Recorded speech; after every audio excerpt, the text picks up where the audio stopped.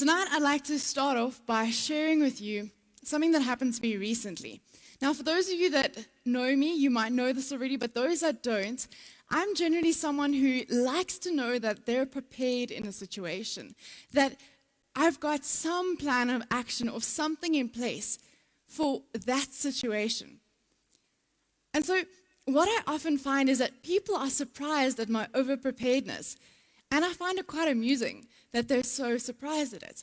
And so recently we were driving, myself, Tumi, who's part of the AV team, and Joel, who's part of our worship team, we were driving to Heidelberg to go and look at our campsite for next year's Youth Camp 2020.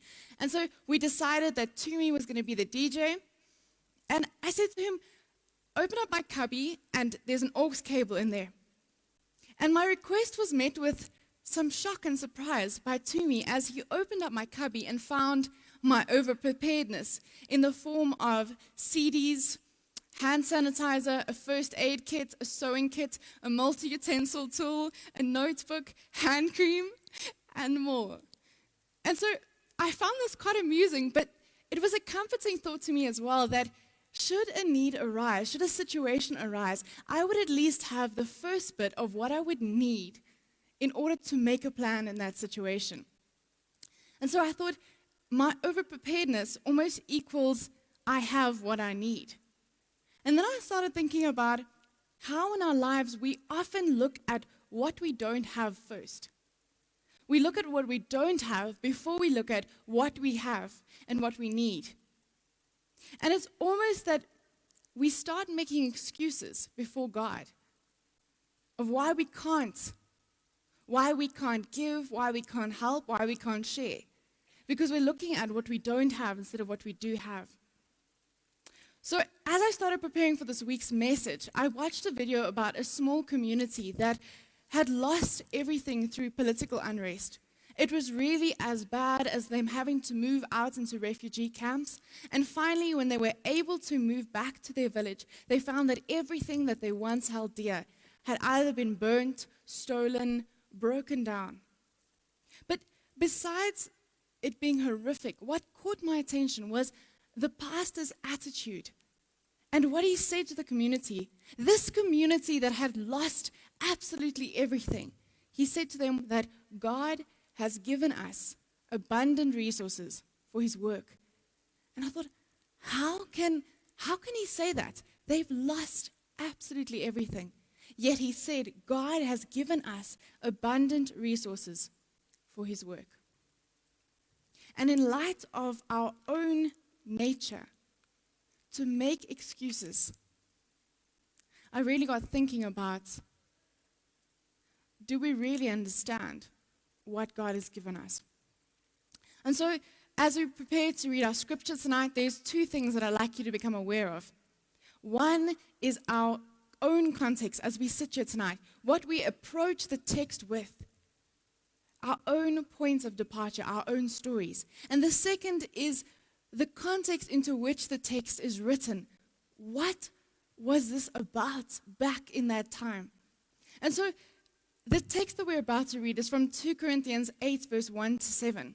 And it is a letter that is written by Paul, once a persecutor of Christians, now turned church planter. And he's writing to a church, telling them about what another church did in the hopes of getting them to respond in a certain way. And so, as we find ourselves now as 21st century Christians, we approach the text with some difficulty in saying God has already given us abundant resources for his work. And so let's read the text together from 2 Corinthians, verse 8, verse 1 to 7. And now, brothers and sisters, we want you to know about the grace that God has given the Macedonian churches. In the midst of a very severe trial, their overflowing joy and extreme poverty welled up in rich generosity. For I testify that they gave as much as they were able to, even beyond their ability. Entirely on their own, they urgently pleaded with us for the privilege of sharing in the service to the Lord's people. And they exceeded our expectations. They gave themselves, first of all, to the Lord, and then by the will of God to us. So we urge Titus, just as he had earlier made a beginning, to bring also to completion this act of grace on your part. But since you excel in everything, in faith, in speech, in knowledge, in complete earnestness, and in the love that we have kindled in you, see also that you excel in this grace of giving. And so what we read here tonight is a letter that Paul wrote to the church in Corinth and in Ephesus, explaining to them what the Macedonian church is. Now, that would have been the church of Philippi, Thessalonica, and Berea. And he's writing to them to say, look what they did. Look what they did. Even though this was what was going on in their lives, in their context, look what they did. What's your excuse? And so he was trying to encourage them to give in the same way as they gave. And so this is significant for a number of reasons. Firstly, it's because they were willing to give this charity that was being taken up for the church in Jerusalem. Now, the church in Jerusalem is where it all started. Now, I really don't know a lot about business and finance, but there's one thing that I do think I understand, and that is that the church, or the place where it usually starts, the company where it usually starts, is the most affluent place. As if they want to branch out, they have to make sure that they're able to support that company until it starts generating its own profit. And so, as it was with this church of Jerusalem, it should have been the most affluent place, and it was at some point, until the tables turned. And because of poverty, famine, they found themselves at this place of instability and unrest. And they needed some support for the church that they had planted. And secondly, the church in Jerusalem consisted mainly of Jews. And now up to this point, it had been that the Jews had paid and given money over to the missionaries for missionary work to the Gentiles, which was the non-Jews.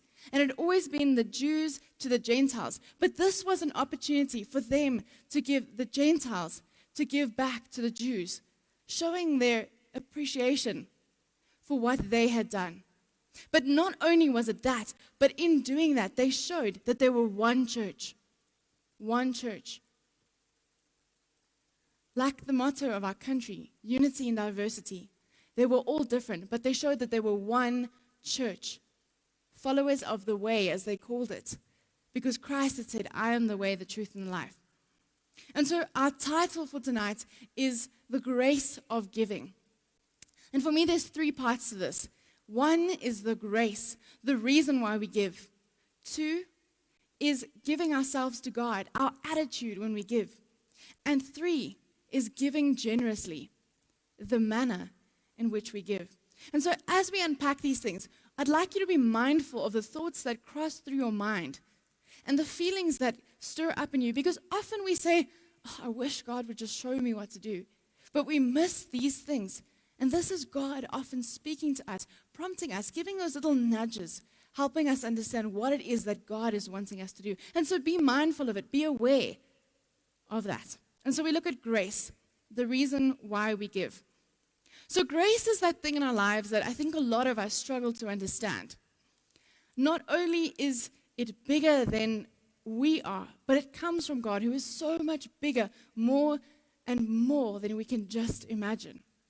So those that enjoy amazing facts about the body, I recently learned that if I were to show you an image on the screen for 13 milliseconds, your brain would be able to process the entire image after just seeing it in 13 milliseconds. And so despite the fact that our brains are this amazing, I think a lot of us really struggle to grasp what grace is because it's just that big. And so what I'd like you to do for a moment is just to have a look at this video that we're about to watch. And it is a humorous video because I think we don't laugh enough in today's day and age. But in all seriousness, it shows us how those disciples, the followers of Jesus that literally walked and journeyed with him side by side as he was a man on this earth, even they didn't completely understand what grace is. And so have a look at this clip real quick.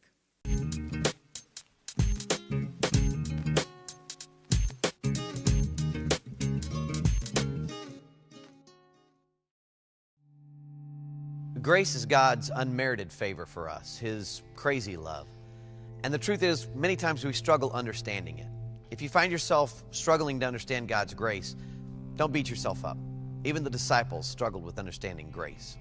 Jesus, is that you? You're alive. I can't believe you're alive. Okay, I was in the boat and I wasn't catching any fish, okay? But I heard this voice and the voice said, cast your net to the other side. And so I'm thinking, I'm a fisherman, I know what I'm doing, but I'm not catching any fish, you know? And so I throw that net over there and then a gaggle of fish pop into that net and I'm going, this is a total miracle. Who could have done that? I need to know who told me to throw the net to the other side. And boom, I look up and I mean, there is you. You're looking at me on the seashore going, it is I, the Lord, and you're alive. I can't believe you're alive.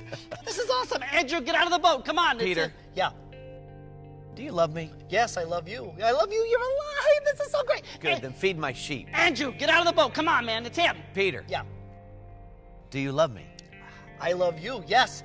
And I'm so sorry about that rooster clucking. I had no idea what that meant, but I do now. I'm better for it, all right? Okay? Then feed my sheep. Andrew, I'm smiling, but I'm serious. Come on, get out of the boat. It's him. Peter. Yeah. Do you love me?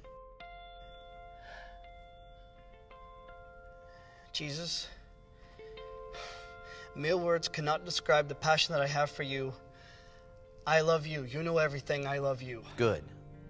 Good. Then feed my sheep. I didn't even know you had livestock.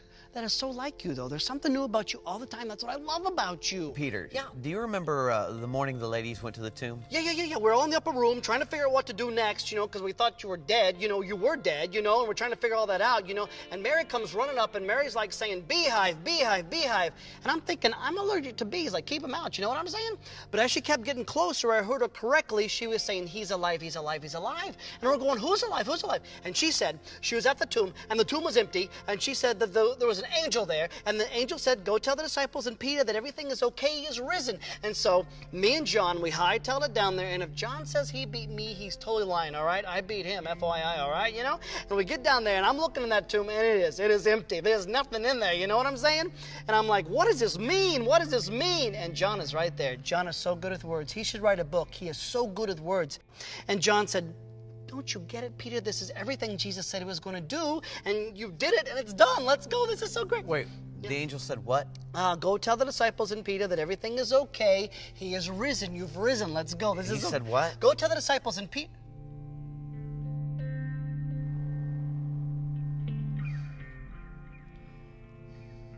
Go tell the disciples and Peter. You said my name. Why did you say my name?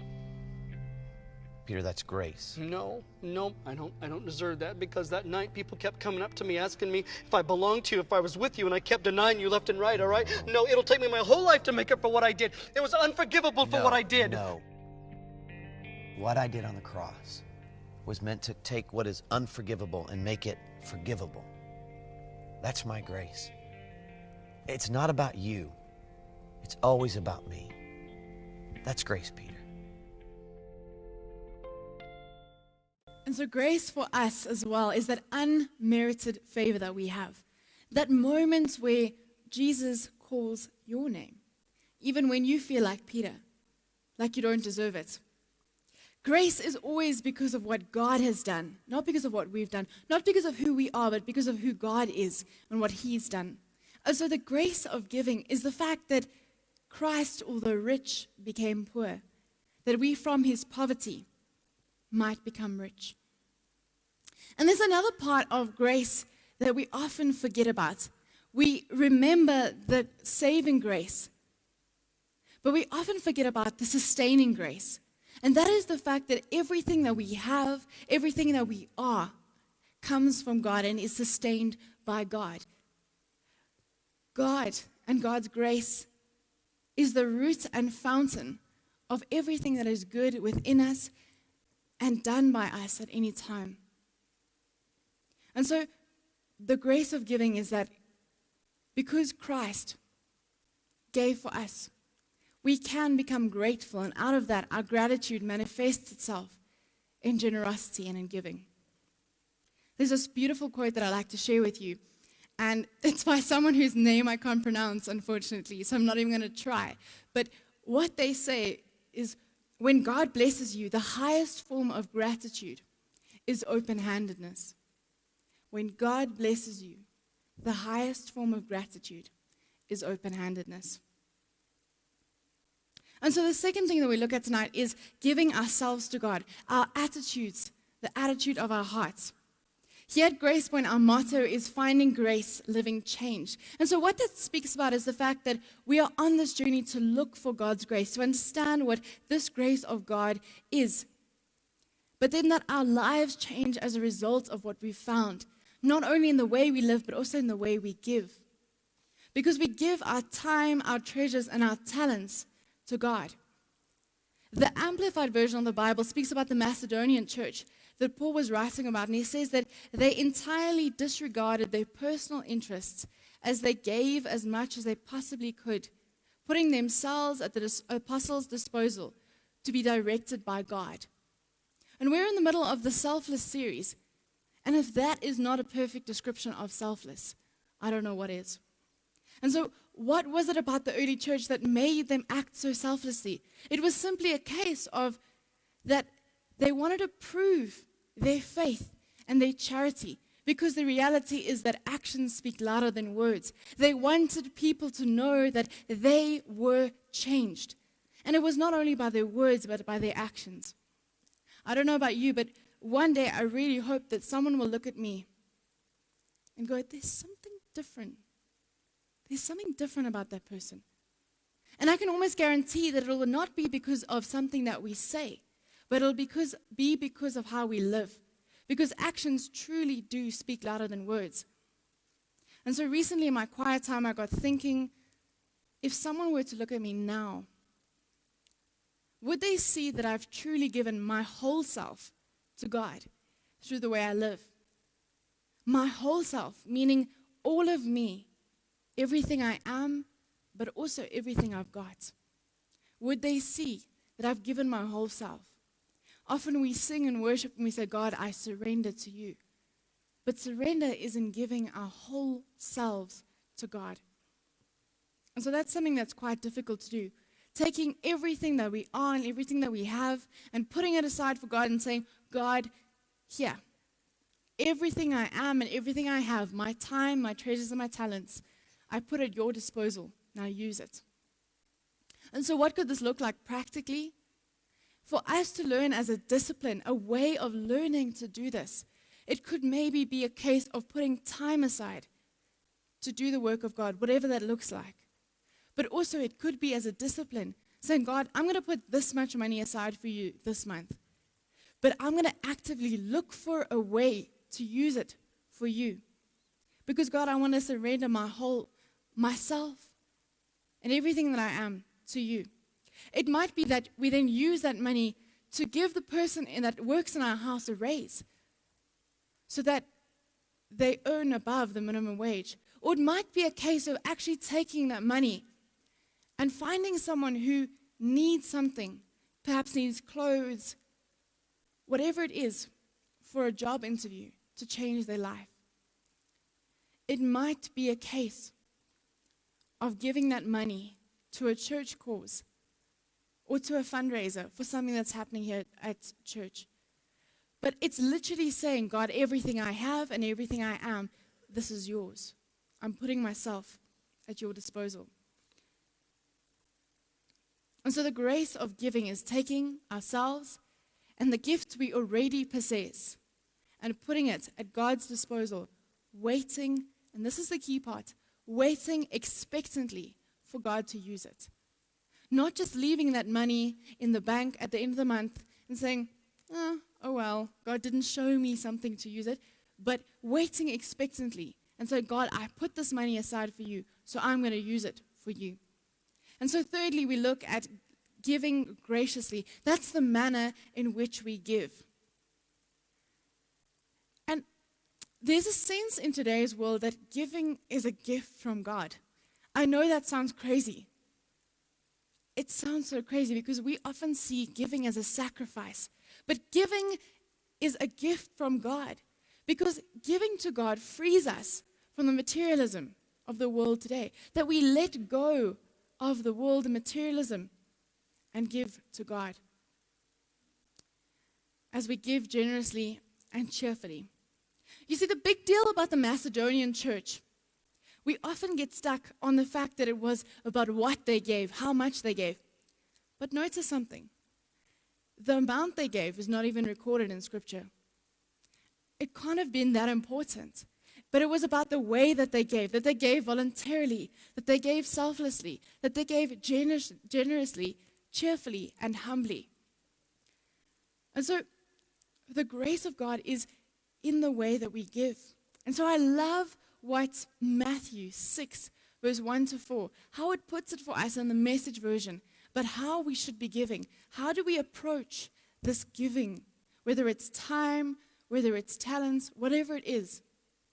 And so I'd like us to read it together if you'd like to follow along, but I'd also read it for us. And it says, "The world is not a stage. Be especially careful when you are trying to be good so that you do not make a performance out of it. It might be good theater, but the God who made you won't be applauding. When you do something for someone, don't call attention to yourself.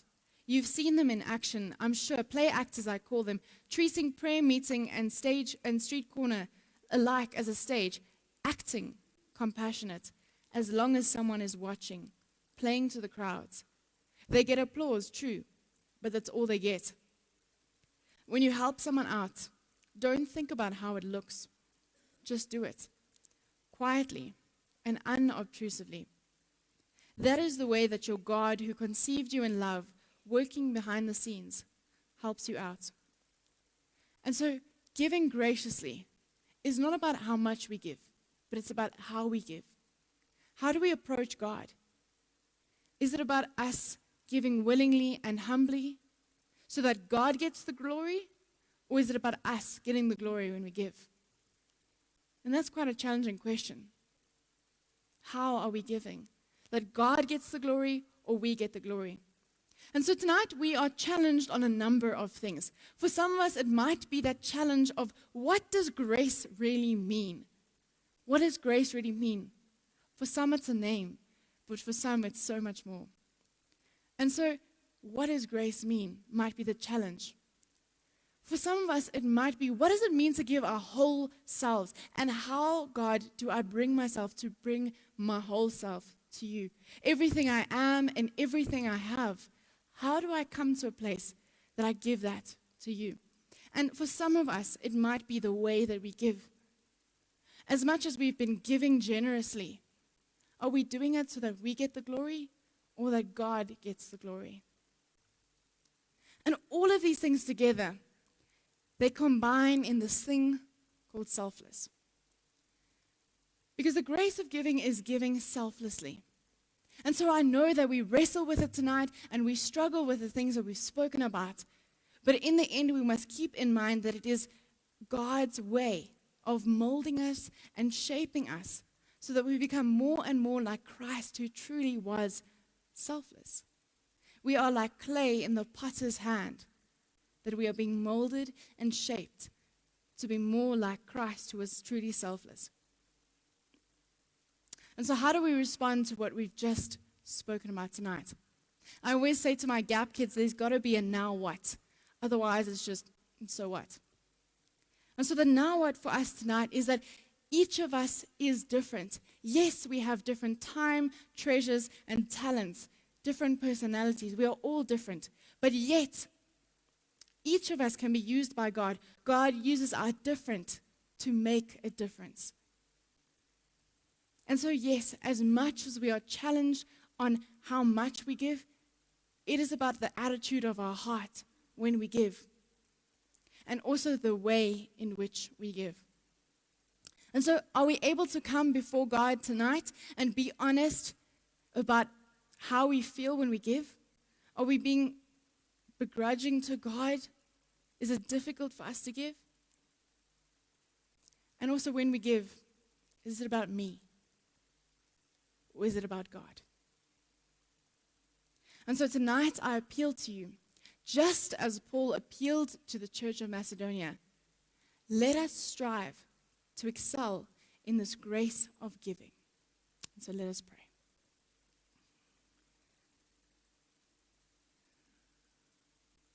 Gracious God, we thank you for this gift of giving. even though we find it difficult to see it that way, God. Thank you for this gift of giving that we each have to free us from ourselves, God.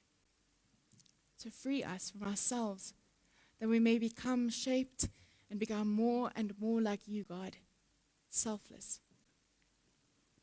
And so, God, as each of us wrestles here tonight with what we've heard, may we come to worship you, God. May we come before you, honestly saying, God, this is my struggle. This is what I feel about giving. God, because we know that you are working on each of our hearts, that we may surrender ourselves wholeheartedly, fully to you, God. God, I pray for greater understanding of grace. God, may that just weigh down on us. May we just feel right now, God, what your grace means to us. And let that overflow then, God, bubble up in us like a fountain in our willingness to give to you, God. Let it not be about how much we give, but about the attitude of our hearts when we give. And so, God, we pray that you help us excel in this grace of giving. We pray this now in your mighty name. Amen.